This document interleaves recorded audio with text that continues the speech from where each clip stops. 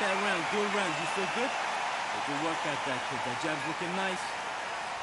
Those 1-2 straight down the middle. You can't miss him. Great work. Come on, do you want to win this fight? I need you to switch back on. Get focused. Round. You stay focused now. Don't let him... Get out there and switch on. Get this boxing back together. The jab. You're getting your timing already. That right hand's beautiful. Beautiful. That's it. Just start sticking a few body shots in there. Vary it up. Great work. Get your boxing back together. Put him back on him this round. Right, let's go. Do your business.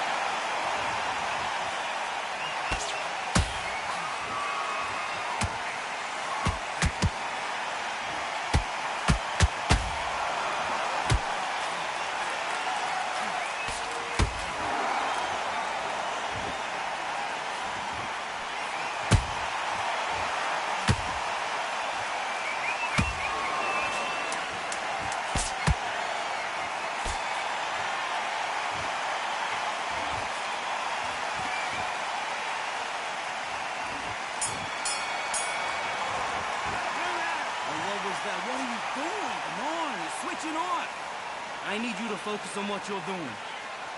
You don't want to lose this fight, do you? Come on. You've led him back. Nice round. Good round. I like that.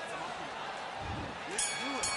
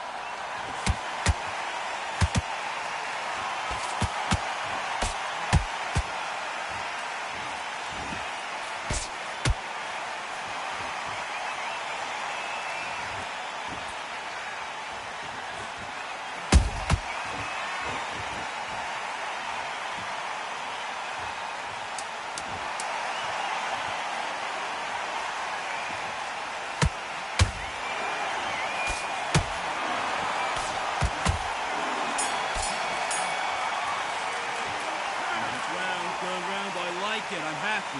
Good man. Don't be looking at me, don't show it.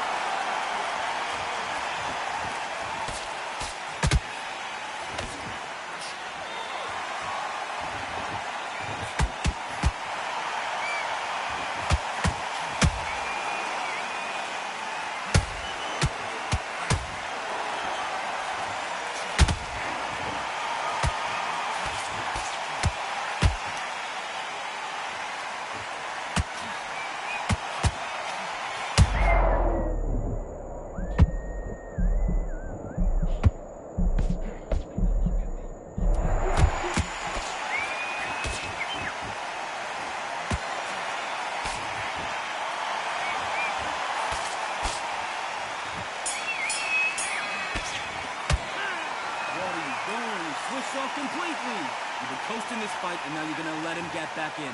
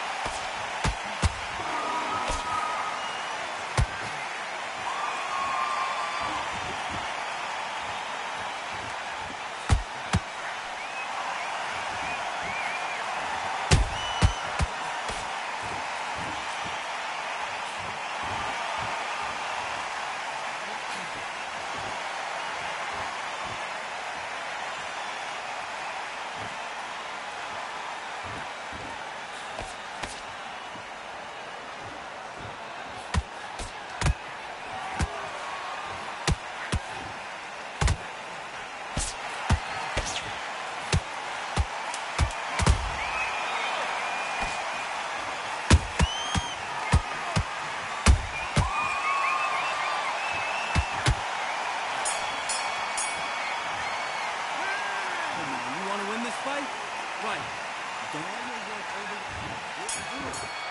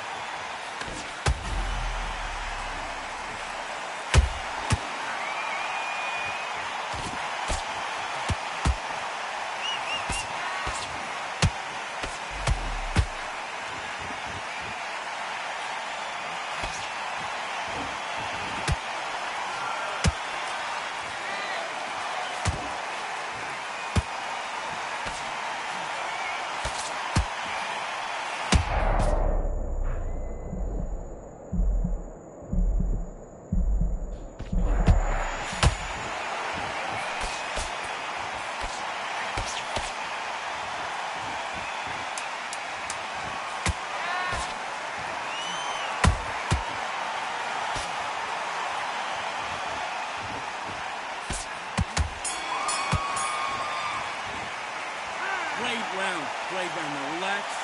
Relax. You're thinking? Let's fight.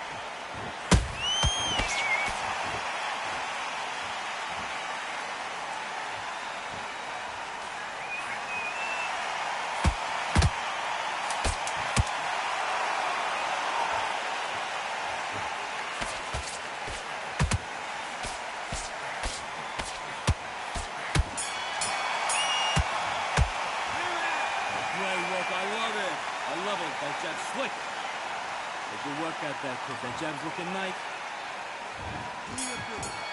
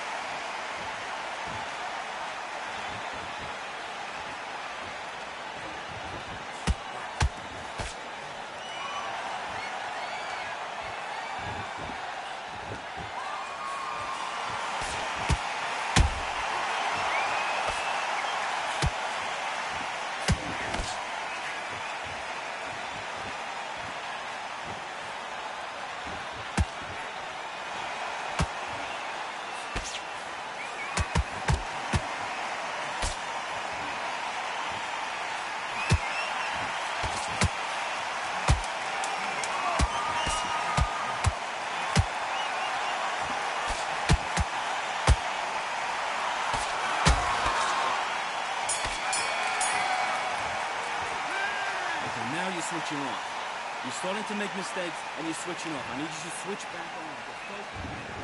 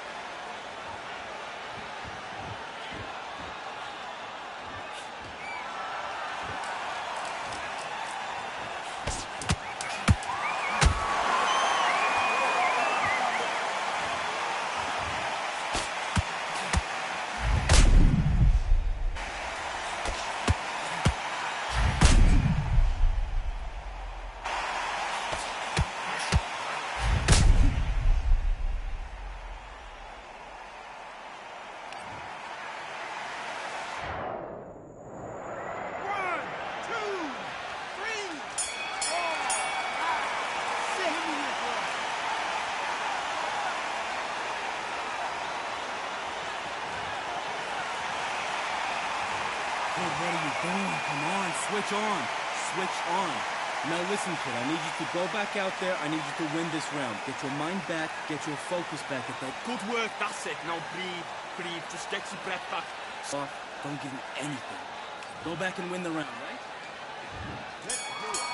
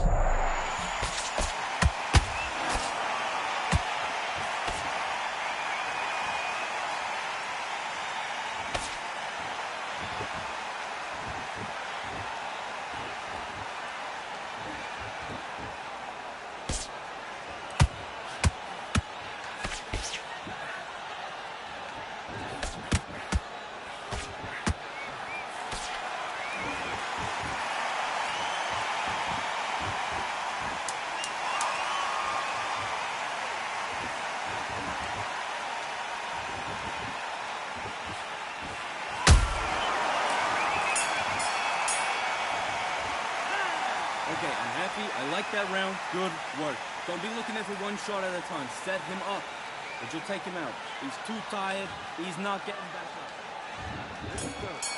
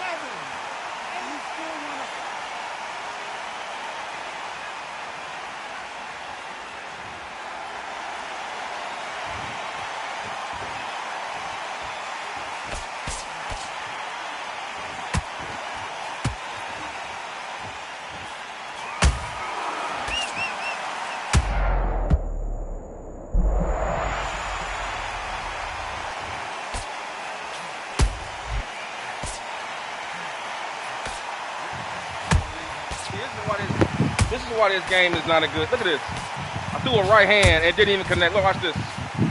It went right through him. Look at this right hand. He was ready to go. Look at that bullshit. This is why I can't take this game seriously, man. Look at this. Whoop. Just phased right through his head. Come on, man.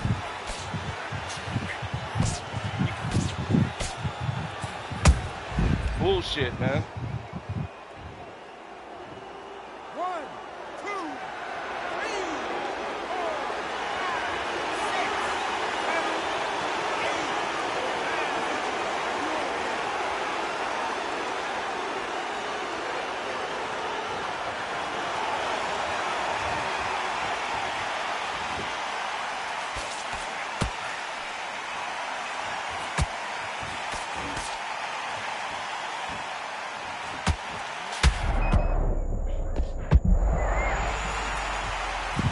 And then it's just too easy for the computer to take you out when you get in a stun state.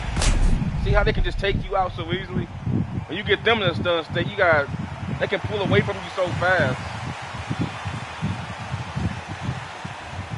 I've already talked about it ad nauseum, but the game looks good. I like boxing, but it's unfortunate that they didn't take the time to program the game completely. It's unfortunate. I wish developers would just take the time to make games good before they release them, man.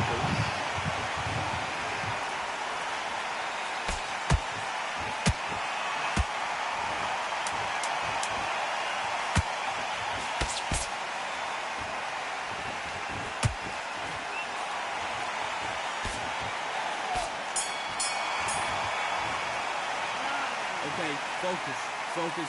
Big deep breaths. Calm yourself down. And then on top of that, I don't agree with the fact that Jack Johnson would be this much more tired than Muhammad Ali at this point in the fight. Jack Johnson used to fight 40-round fights in the 1800s. Okay, bare knuckle.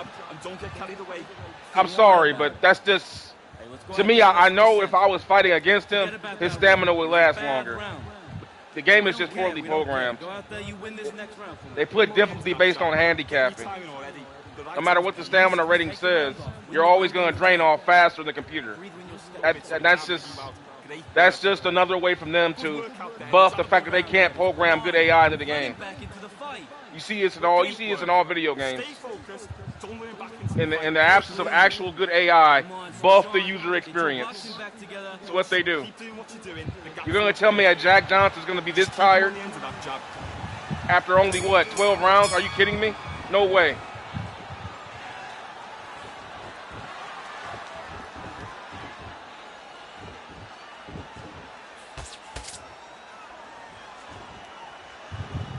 Meanwhile, Muhammad Ali's still bouncing around, and I agree with that. I agree with that, but Jack should be every bit as fresh. Jack Johnson fought at a time where fighters would fight 40-round fights. Sometimes like 6 times in a month.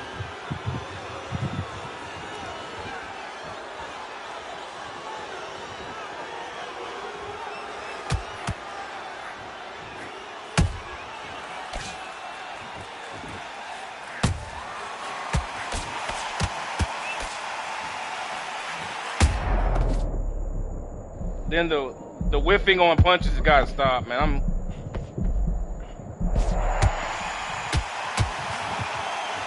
Yeah.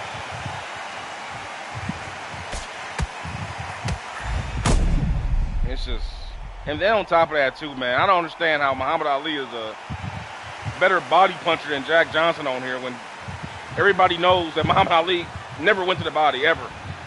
Even when he was trying to knock somebody out, he wouldn't go to the body. Had of all the great heavyweight champions, Muhammad Ali is the weakest body puncher of all the heavyweight champions. But yet he wins a fight on a KO and a body punch. Not realistic, man. I don't care about the losing or the winning. I just want the game to look good. I want the game to be accurate, man.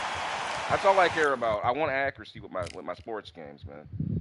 You're telling me that Jack Johnson You're telling me that Jack Johnson would be that exhausted after only 12 rounds? Yeah, only 12 rounds. This is a man who used to fight 40 rounds in his day. That's what they did.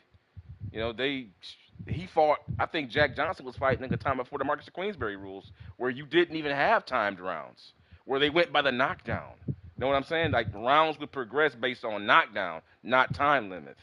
So if you got knocked down, you get back up. Okay, you get 1 minute rest, and then it's on to the next round. That's the way it was before Marcus of Queensberry rules. so there's no way.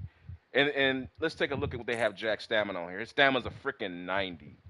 Okay, you're telling me that his stamina's a 90, but Alexander Usyk, guy, because he's fighting, that he's popular, he's 93. So you're telling me that Alexander Usyk can go the further distance than Jack Johnson at a time where, come on, man. Listen, I know people want to support what's happening now, and it's recency bias, but let's keep things legitimately. If you want to say he hits harder than Jack Johnson, I'm fine with that because he's a bigger man. But don't tell me that this guy's going to outlast Jack Johnson in a 12-round fight. No chance. You're not going to wear him down. Stamina should be all the way up. Yeah, Finesse Allen's out. Yeah. Hey, how you doing, Finesse? I'm glad you're... Right, Finesse. Like that. Yeah, you know. It's freaking Jack Johnson, bro. This man used to fight Finesse Allen. Welcome to the stream. I always love to see you, brother. You're a friend of the channel. Because I know you know your sports, man. I love talking with you because I know you always, you know what's going on. Like, Jack Johnson used to fight 40-round fights, like, sometimes like 6 times within a 2-month span, as you're working your way up. Right. Those early 19, like they got Jack Dempsey. Look at Jack Dempsey's stamina. They got Jack Dempsey's stamina at 88. Are you kidding me? Any fighter who fought, in my opinion, if you fought in the 50s, 40s, and before, it's all the way up. That's just what they did. That's just what they did, bro. They went. You were known back in the day. People were so excited about punching power, but back in the day, the true sign of masculinity in boxing wasn't your ability to knock somebody out. It was your ability to go the distance. You have to go back to the narrative has, since we've gotten to the Mike Tyson era in the 80s and all that stuff, the narrative has shifted to what masculinity in the boxing ring was. You go back to the early 1900s, the lynch mark for masculinity in a boxing ring was your endurance and your ability to take a punch. Remember that. Remember Rocky Marciano? No, I mean, he could hit, but everybody will always marvel at how much punishment he could take. That was what he got famous for. That fact that he would always be there. Dempsey, 88 stamina. That's exactly. Stamina, yeah, right. It's like you're telling me that he can. You're telling me that Wilder and Jack Dempsey have the. Come on, man. If you want to say Wilder hits far harder than him, fine. I'm okay with that because it's a different time. He's a bit bigger guy. Actually, he's not even that much bigger than Dempsey. I think Dempsey's at 201. Wilder's at 210. That's not that much weight difference. And if you're asking me, Dempsey has a lower center of gravity, and center of gravity plays a bigger role in punching power than weight. Because if you have a lower center of gravity and you're coming up with punches from a lower plane, you're going to hit harder than the taller guy who's punching down, which is what Wilder does. People understand that Wilder punches on a straight plane against guys on the same line as him. And let's be honest, in the heavyweight ranks, most heavyweights today don't know how to get out of the way of a right hand, which is why Wilder's been so successful. Most of the heavyweights today are not tactically sound. If you watch all his fights, if you watch all the fights Wilder's been in, all of the fighters hang on their right side, which sets you up for a direct line for a right hand straight, which is what Wilder, right? Which is what Wilder's really good at. This was not true in the 20th century boxing. You would never have gotten away with those kind of punches against someone like this. Like they need proper, dedicated, portraying accurate rings and no shortcut. Exactly. This is ridiculous. Look at this. You got Floyd Patterson out here. Floyd Patterson, his hand speed is only at 92. Floyd Patterson, listen, there's only 2 heavyweights I would even begin to put above Floyd Patterson in terms of hand speed. That's Ali and Tyson. That's it. That's it. Floyd Patterson is probably the third fastest heavyweight that ever lived. If you go look at some, if people that are watching my stream, go look at some Floyd Patterson highlights, please. Floyd Patterson is the third, at least, and on top of that too, he maintained it well into his 30s. I can't say that about Tyson. I can't say that Tyson wasn't nearly as fast as he was in his 30s as he was in his 20s. But Floyd Patterson was just as fast towards the end of his career as he was at the beginning. They did Andy Ruiz they did Rovan's Filthy with his hand speed. Right. This is like again, Ruiz. Did you pay for that? I didn't pay for that. Is he on here? I can't see his. Did they show that to you or? I'm not buying that DLC. I refuse to buy it. Oh, they'll show it. They show. Okay, I don't have to buy it to see it. Okay, cool. Let's take a look at it for Nest. Yeah, his punch. Yeah, dude. If you're Andy Ruiz, I remember when he beat Joshua. I told people, and you can believe me if you want to, but I'm going to explain why. I told people that Ruiz would beat Joshua, and you know why? Because he punches in high volume. Heavyweights traditionally suffer. Anytime a heavyweight who can punch in high volume gets into a fight, he always dominates, or at least shows well, because heavyweights don't do well against volume punchers. In the history of the game, you go back and why you think Ali was so successful? Why you think Tyson was so successful? Why you think Floyd Patterson was so successful? Because they could put them together in 4, 5, 6 deep combinations. I told people Ruiz is gonna beat Joshua because he can go 6 deep on his combinations, and then Holyfield, exactly. Heavyweights don't do well against the majority. But here's the thing: the majority of heavyweights can't do that. That's why when you find someone who can, they go on to have great success. They go on to have great long careers. It's not hard to see. It's not hard to see. I mean, the most heavyweights generally 1 punch at a time. 2 at the most, if you're any kind of like someone like Frank Bruno. They got Frank Bruno on here. Frank Bruno is a stiff. I'm sorry. I like the guy, good fighter, tough guy. He's a stiff. This guy's a guy who throws 1 punch at a time. They got this guy on here moving around like he's freaking like he fights better on here than Larry Holmes. Again, another great combination puncher with a devastating jab. Who his jab is not nearly represented right. This game it's just. I like the way the game, it's a beautiful game to look at, but much like everything else in the world, it's just bells and whistles and nothing under the hood. Like Frank Bruno, Frank Bruno is a stiff. Mostly because of his training. If you go back and look at Frank Bruno's training, no disrespect. I mean, I would love to look like that personally. Everybody is saying because this is a British company, they won't rate their fighters. It could be, I don't know. I think it's about anybody who's relatively current in the last 30 years. Like even Tommy Morrison over here is OP, and he shouldn't be. He shouldn't be. I respect his combination punch because he was a really good combination. Again, more to my point, he was a combination puncher at heavyweight. He had a good career. Because he could put punches together. Heavyweights don't deal well with that. Heavyweights don't do well with combination punchers. They never have. They never will. Because big guys, you're big. It's more weight to move to get out of the way. It's just that simple. It's just simple physics. You know, it's a reason why the greatest defensive fighters of all time have always been welterweights and middleweights and lightweights. Because it's less weight. Willie Pep, Floyd Mayweather, Roberto Duran at lightweight. These are the best defensive fighters you want to go back and see. Salvador Sanchez. They're all like 135, 140 pounds. You don't find like the greatest defensive fighters. You never hear them being about, oh yeah.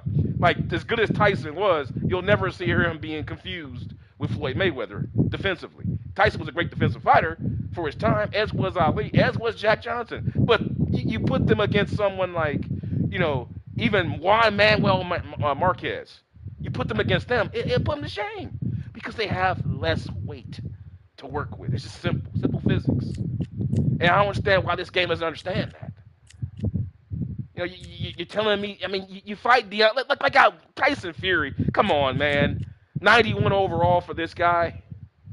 91 overall for Tyson Fury. Come on, man. So he's like just one step above because Ali, because Muhammad Ali is like let's be honest, we all like Muhammad Ali, but Muhammad Ali ain't perfect. They got Muhammad Ali over here going to the body. There should be a difference between body punching and going to the head. Muhammad Ali, of all the heavyweight champions that existed, is the worst body puncher that ever lived. Okay? He goes to the body like a sissy. I'm sorry. Rest in heaven, Muhammad, but you go in the body like a sissy. I've watched all your fights, man. You have no body work whatsoever. Why they have this man over here taking people to the body like he's freaking Joe Frazier? Joe Frazier, who's arguably the greatest body puncher who ever lived on the inside as far as like sustained attacks, sustained body attacks over the dearth of a fight. He's probably the greatest that ever lived in the heavyweight ranks.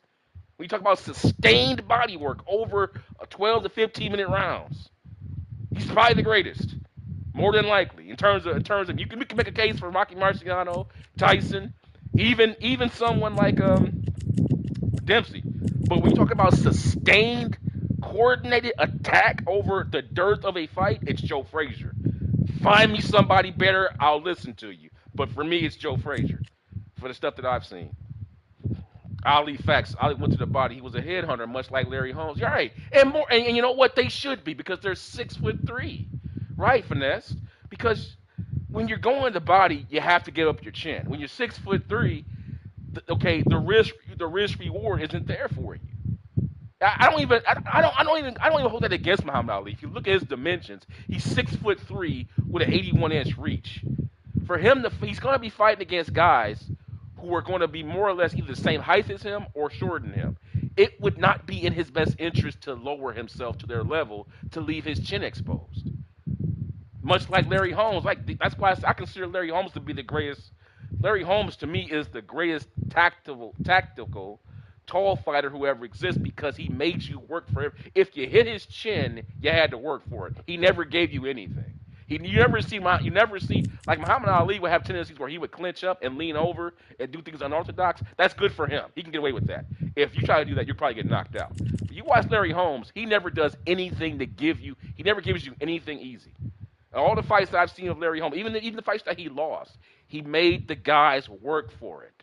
Because he stands up in that tactical position on that back foot, chin is back. You got to come to that big, long, stiff jab to get to his chin. He's not giving you anything.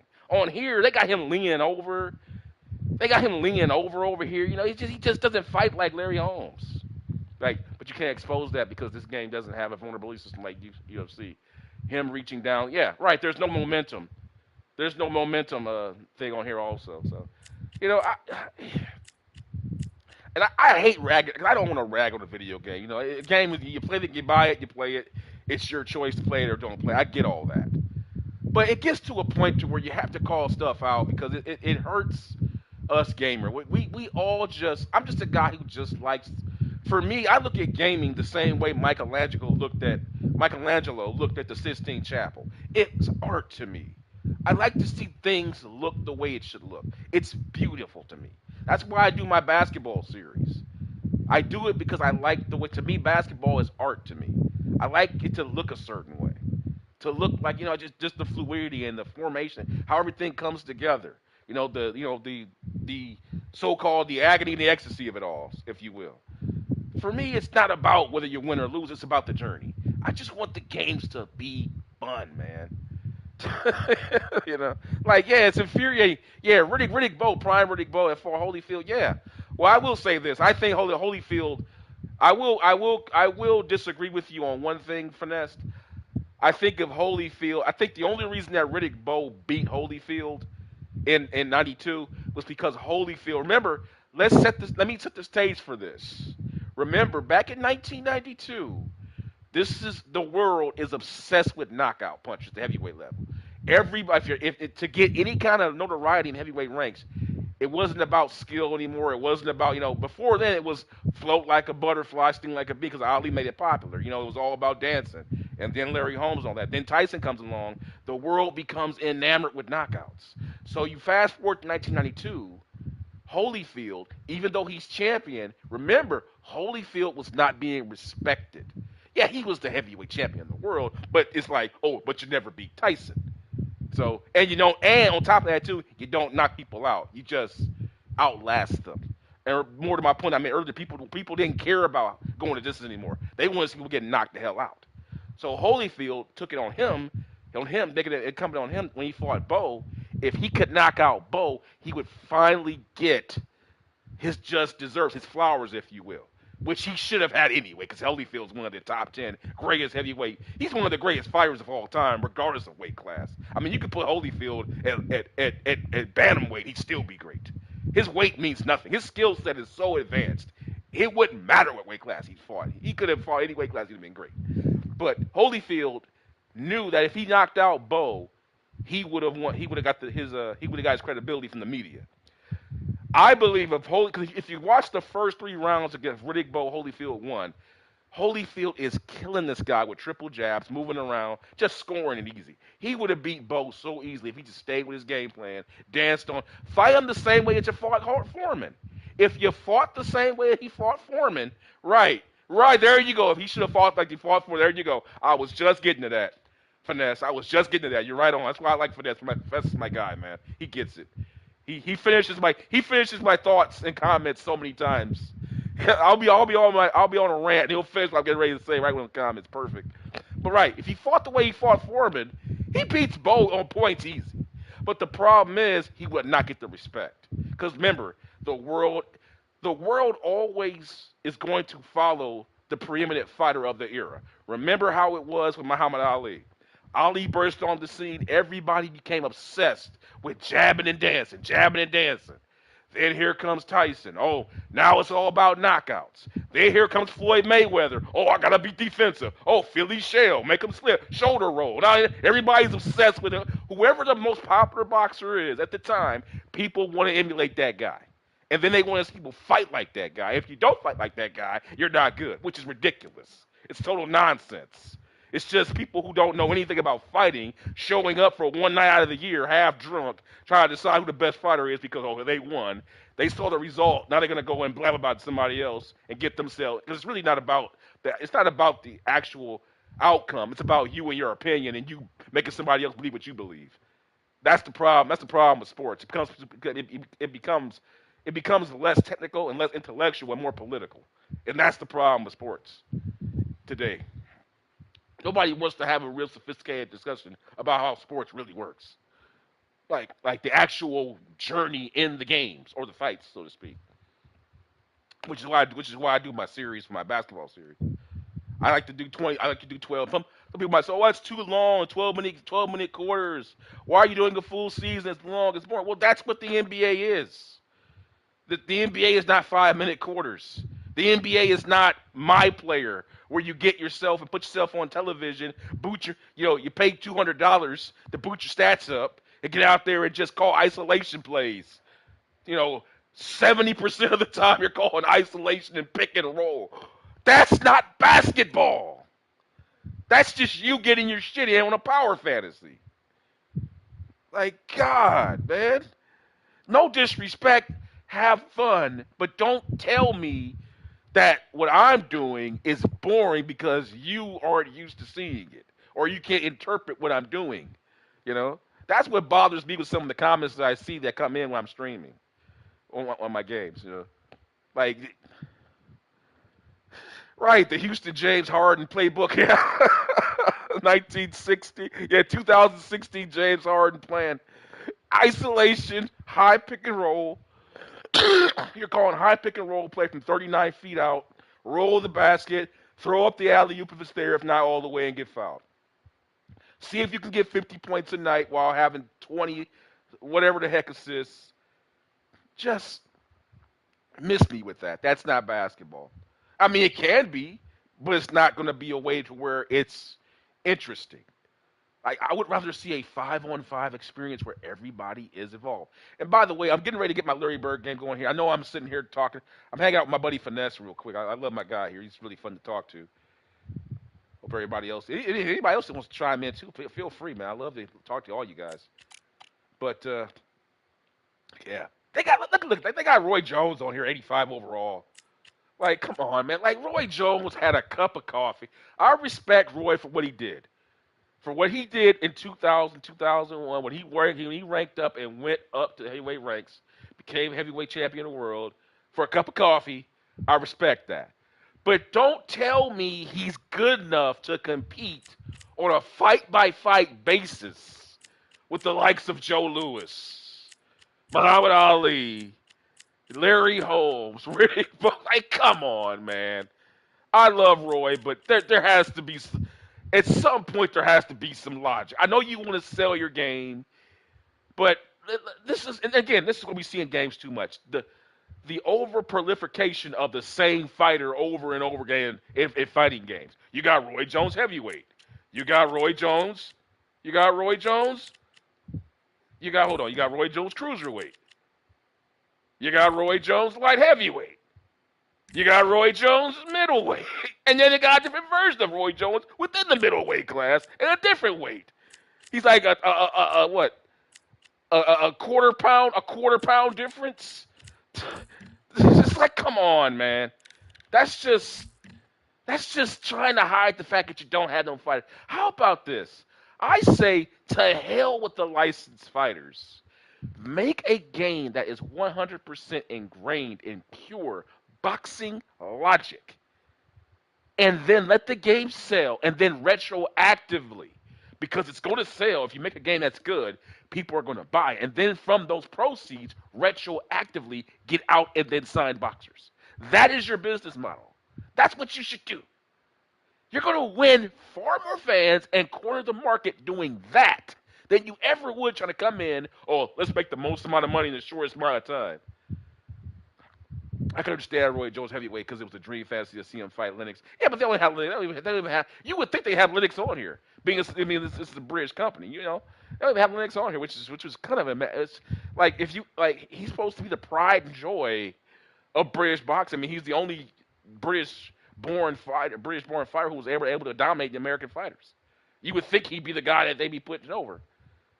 I mean, you could say Fury, but come on, man, Fury never fought the guys that Lennox fought. Let's be honest. I mean, I will take Lennox's losses over any of Fury's wins. I'm sorry. I'm just sorry. Deontay Wilder. Listen, man, he is a great fighter, but he's not a good boxer.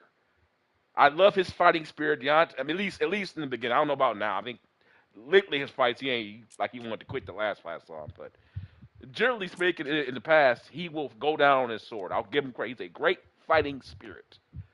But in terms of his ability to actually box, from ring generalship, footwork, punch variety, defense, I'm sorry.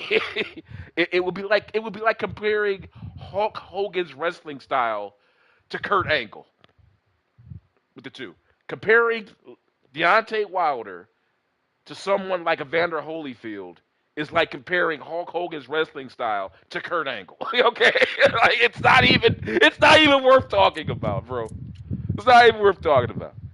It's not even worth talking about, man. It's a freaking joke. Yeah, you got Tyson hand that power bundled up. Exactly. And then Tyson's power was a function of his style that he worked on over years and years. And then you have to understand that Mike Tyson, if you guys all remember Metal Gear, right? The VR missions. And now bear with me here on this. The VR missions on Metal Gear are there to prepare Snake to get ready to have situational awareness in real-time combat. Follow me where I'm going with this. If you know Mike, he trained under Cus D'Amato, who had a lot of connections, one of which was to, I believe it was, what's his name? He's now deceased now, long deceased. Jim Jacobs. Jim Jacobs had the Guinness Book of World Records largest fight library. All these fights. Get where I'm going with this. So, remember, Tyson's a young teenager. After training, what is he doing? Remember, this is the 1980s here, late 80s, late 70s, whatever. He ain't on Instagram. He ain't on Facebook. He ain't even playing. Nintendo's not even out yet. You know what, kid? You know what he's doing? He's watching fight film, hours upon hours. Get where I'm going with this? Think about that. You're 16, all the way till you're 20. What that would do to your IQ for fighting? It will make you. That's why Tyson's knockouts all seem to be so scripted looking. Right. He's basically situationally aware. He's situationally aware for all of these situations. Like, he understands, like, okay, right hand coming, slip right, roll back left, left hook to the body, finish with a hook to the head. He ain't got to think about it, but he feels it more than he even thinks it. And when you get like that, that's when you start getting to next level type shit. That's that us mere mortals can't possibly understand. When you hear him speak of Dempsey as Marvel, he rarely see fighters of today and talk about past fighters. Exactly, yeah. Yeah, the Dempsey role, like Dempsey was doing some of the stuff that Tyson was doing 100 years ago. You know, Dempsey was ahead of his time in terms of defensive fighting, in terms of defensive, offensive power count. I call it power countering. Dempsey was ahead of his time in terms of power countering, where you would make a guy miss and then counter with power punches. You know, because you really didn't see power countering until really Dempsey showed up. Like, guys with counter punch, like Jack Johnson countered, but he didn't power counter. Like, you make a guy miss and you make him pay with extreme prejudice. You know what I'm saying? Dempsey was the first one to really popularize that. So he was ahead of his time. He was doing stuff that, you know, guys wouldn't be doing at least for another 50 years. He was so ahead of his time. Like, just like you can see it with the fight against Jess Willard, which I think is the most brutal fight in the history of heavyweight boxing. I don't think there's any question about that. You got a guy standing over a guy whose nose is broken, ribs are broken, and the ref's just saying, "Oh, he's up. Go ahead and finish him. Go ahead and finish. You know, he's getting up. He's getting up, Jack. It's up to you. You know, he's still standing, Jack. It's your call. It's your call. You know, that's the way it was in 1910, though. I mean, what was it 19? I believe 1915. 1915, 19. I forget what year it was. 1919. That fight took place, Toledo, Ohio. Jack Dempsey versus Jess Willard. I highly advise you go check that fight out. If you can go find it on YouTube, totally worth it. You will come away pleasantly surprised at the violence at boxing. People think boxing is violent now. You ain't seen shit till you seen Willard versus Dempsey. Please go watch that. Like that, the referee is literally sitting there, like, "Hey, Jack, it's your call. it's up to you." He's still breathing. He's still breathing. Exactly. Add on to that, those fighters on that era better have. Right, man. Right. Yeah, like look at this. Like Sugar Ray Robinson. They got Sugar Ray Robertson's speed of 89. Like, come on, man. Even at middleweight. Like, this is ridiculous. What's another one? I think I found another. Where's Julio Cesar Chavez? Okay, Julio Cesar Chavez stamina's 92. Dude, why? It's freaking Julio. This is a man who once knocked out a guy in the 12th round with literally 1 second left to go on the clock to win a fight. If anyone's gonna have 99 stamina, it's gonna be that brother. Okay, this is a man who knocked out Meldrick Taylor with literally 1 second to go in a fight that he was losing. If any brother's gonna have stamina at 99, it's gonna be that man. Like, jeez, man. Like, where do they get off with these stats? But here's another thing too. Why is his speed a 90? He was not that fast. I would put his speed like an 85, 86. It would be more for him. It would be more about accuracy of the punch, not the speed of the punch. You know what I'm saying?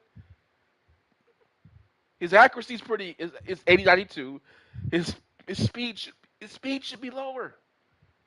His speed should be lower for his punching speed. He should not be out here in the same realm with with guys like Sugar Ray Leonard, Sugar Ray Rob, or even Sugar Ray Leonard, yeah. Or even Arturo Gatti. I would put Arturo Gatti's hand speed above Chavez. They got Gotti and Chavez in the same world in terms of hand speed. But I digress, guys. I'm on a tangent over here. I'm finna get ready to get my Bird Magic series going here pretty soon. If you guys want to tune back into that. Let's go back to Steel City developers need a proper scouting team. Chavez did not have that hand speed. Exactly. That was shown in the Meldrick Taylor fight. Exactly, man. The Meldrick Taylor fight is just, it's so famous. Like, it's probably the most famous month in the history of boxing. You know, Mike Tyson got knocked out, and then you see a fight like that, like really 2 weeks later, or whatever the heck it was. The most famous month in boxing in 1990, where you saw the most indestructible man get beat in Tokyo by a relatively unknown, and then you fast forward, you have probably the greatest finish to a boxing fight we've ever seen, or at least the most, if not the greatest, certainly the most controversial, where a guy gets knocked out, like literally, who's winning the fight on points easy, and gets knocked out with 5 seconds to go or 1 second to go. Like Richard Steele is still living that one down to this day. Richard Steele is they're still giving him grief over that one after all these years. Like, gosh, man. Yeah, but I digress, man. They got Lomachenko. What's Lomachenko looking like? Like his footwork should be immaculate. Like his movements, his footwork should be more. It should be a little higher. His stamina should be higher. His conditioning should be higher. This man is a magician in the boxing ring. Again, someone like Sergio Martinez. Where's Sergio Martinez? Sergio Martinez. I saw him. His footwork to me is not. His agility is a 91. Are you kidding me? Sergio Martinez agility a 91? Are you kidding me? Have you ever seen this man fight? Sergio Martinez. Listen, you can say what you want whether he's a great fighter or not, but he was beautiful to watch. I mean, he was just, his movements in the ring were sensuous. They really were. The man was like he was like, it was almost, I don't want to get, but it was almost like he was in there salsa dancing sometimes. He'd be in there moving and grooving. It's like the man had otherworldly rhythm in the ring. And you're telling me that he has an agility of 91? No, that it should be far higher than that. And then his movement speed's only at 89. Disagree with that. Then they got look at this one, guys. Joe Calzaghe. They got Joe Calzaghe's punch speed 90 and movement speed 88. Like, come on, have you ever seen Joe Calzaghe fight? For God, if there's one thing Joe Calzaghe can do, it's put punches together in rapid succession. It's the easiest thing the man does. I should say. He's retired now. Jesus Christ, man. What the hell? Who made this game, man? Fuck me. It's like all you guys, you just thought you could just get out here, sign a bunch of guys, throw them on the game. You got Clarissa Shields on here. We'll throw her on here because we're trying to defend women, Girls get it done. Girls get it done. We'll throw her on the game because, yeah, we'll rank her up. We'll advertise that she's on the game. That's fine. I'm with it. I'm with all that. But at least make the fighters right, man. Make the fighters fight in the fashion that they fought in real life. Otherwise, he earned that Cal's Play moniker, right? With his hair. Even nerfed down his power makes his. Yeah, he wasn't his power. Matter of fact, let's take a look at his power on Calzaghe. Let's see how. Let's see what his power is on us. His strength's at 87. Let's go ahead. Let's go deeper into the stats here to really break it down. See how they have it. I think they have his because he was not a big puncher at all. With Calzaghe, he knocks you out. Much like Muhammad Ali was. It's accumulation of punches. That's how he got his knockouts. Accumulation. But in doing so, his movement speed, okay, 88. I would say more close to maybe a 92-ish. If we're going with prime Calzaghe. I'm not talking about the Calzaghe that fought, Roy and Bernard. I'm talking about when he was in his prime, like when he was younger. If you're talking about Calzaghe when he fought Roy Jones Jr. and Bernard, okay, yeah. But when you talk about Calzaghe when he was in his prime, please. Homeboy was moving, man. He had some good footwork. Punch speed should be like about at least a 95. The only person, and Sugar Ray Leonard. Oh my God, bros, I'm done. Look at that. Finesse, look at that.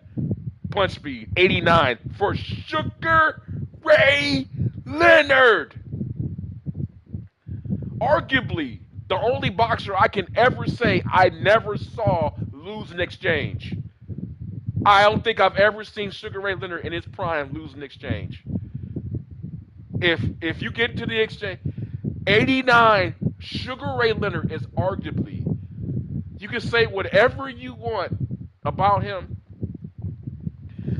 You go back and watch any of his fights.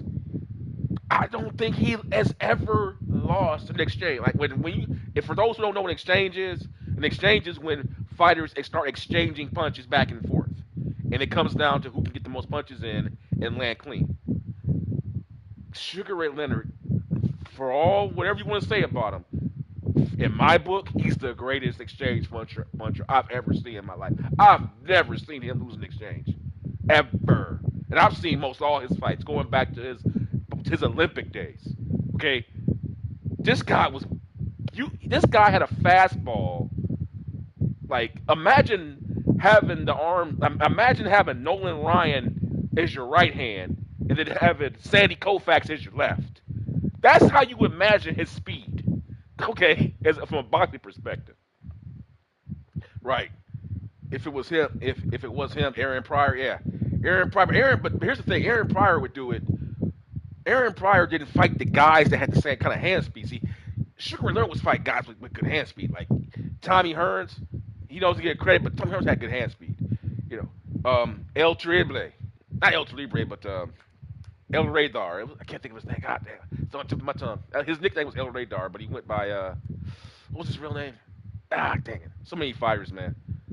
You guys know who I'm talking about, El Radar. When he fought, God damn, I can't think of his name. That's when Ray won the WBC welterweight title. I believe he won it from him, I believe. Wilfred Benitez. There you go.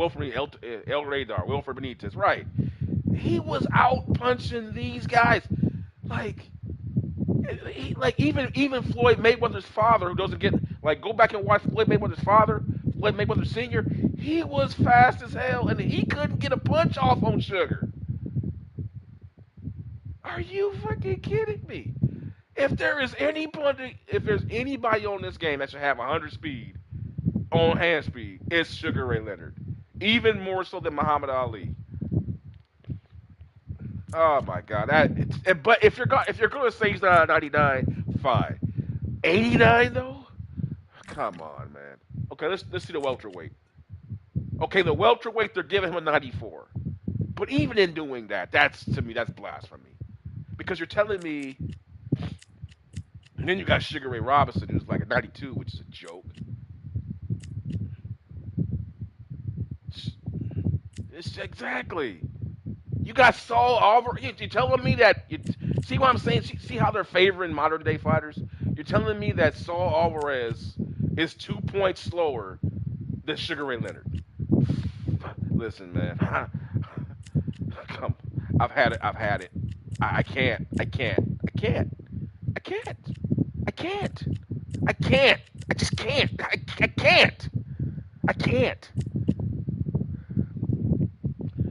Dude, it's not even close. It's when it comes to Sugar Ray Leonard, it's not just the hand speed. It's also the change-ups.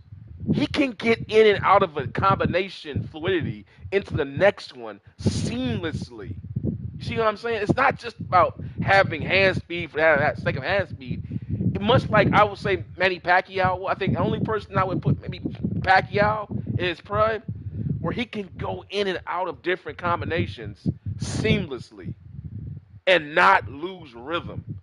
See, speed for speed is not just about just having hand speed. You need to have rhythm, timing, and then creativity to go with it. That's what you're talking about when you're talking about Sugar Ray Leonard. It isn't just about having fast hands. It's about having fast hands with fluid combinations and then the creativity to mix them up moment to moment. That's what he brought. That's what he features. And they don't understand that. They just put, hand speed 94. Accuracy 95. But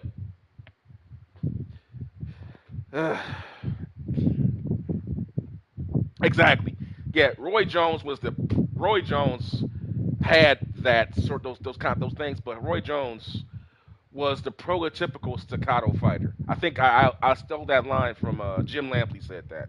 Roy Jones is the perfect staccato fighter. Those that don't know what staccato means, it's like it's a musical term. It means it's a off note premise, like you're doing like, don't don't it's staccato. That's how he fights. He doesn't fight like Sugar Ray Leonard would be like got like like you know like it's different beats. Yeah, pot shotter. There you go, pot shotter.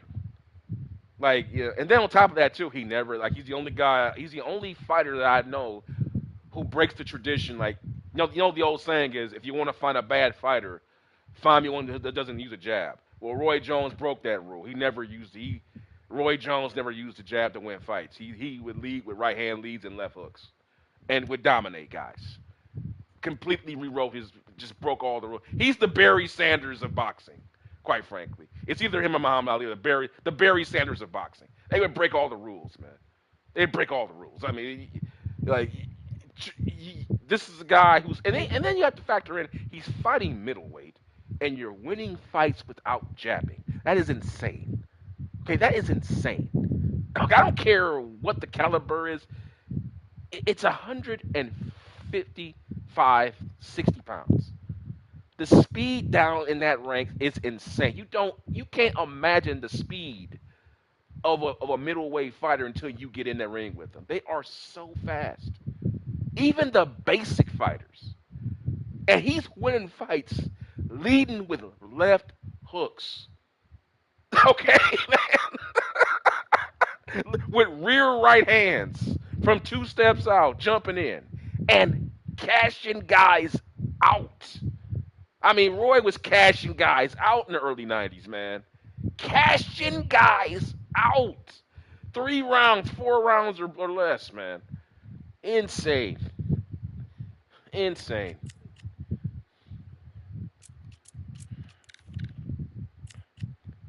Oh boy, but to be fair,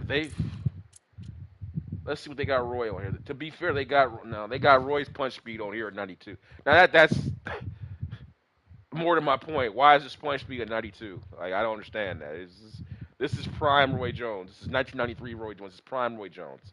This is the Roy just before he got ready to fight. In my opinion, his greatest stylistic fight that he ever fought was against James Toney, when he beat James Toney and exposed James Toney.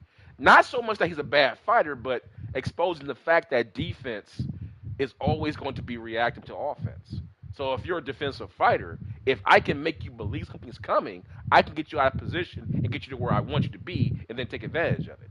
He exposed that reality of defensive fighting, which is why I say that if Floyd Mayweather was to ever fight Roy Jones Jr., it wouldn't even be fair. The way Floyd fights, he's tailor-made for Roy Jones. All those feints he gives you, Mayweather would be taken apart by this guy. It wouldn't be a fair fight. I don't know if he knock him out or not, but he certainly win on points. Because you can't wait on Roy Jones. You just can't wait on him. You gotta take it. That's why Tarver was successful. He didn't wait on him. He's the one guy that didn't wait on Roy Jones, and he beat him. He's the one guy that figured it out. Like I can't wait on this guy. I gotta go get him. And he knocked him out. You can't wait on Roy Jones. You gotta go get him. Because he's the ultimate riverboat gambler, man. He'll give you that poker face, and then all of a sudden he'll just make you think something's coming, and then all of a sudden, bam, you're done. You're done. So, but anyway, guys. Right. Hopkins, yeah, and Hopkins is a great fighter, but it's the same thing. Right, Hopkins is so good, but you can't fight that, that penny pincher style with Roy Jones. You got to go get him. Because yeah, he's a pot shotter, but he can do that because he's also in my book, much like my Larry Bird series, he's the greatest punt faker in the history of boxing. He can sell fake better than anybody in the history of boxing. Much like Larry Bird is in basketball. He can make you think something's getting ready to come so much, and you'll believe it And then next thing you know, he's going completely. You're out of position. Now he has you where he wants you. Remember the chicken thing, the move he did against he did the chicken move he did against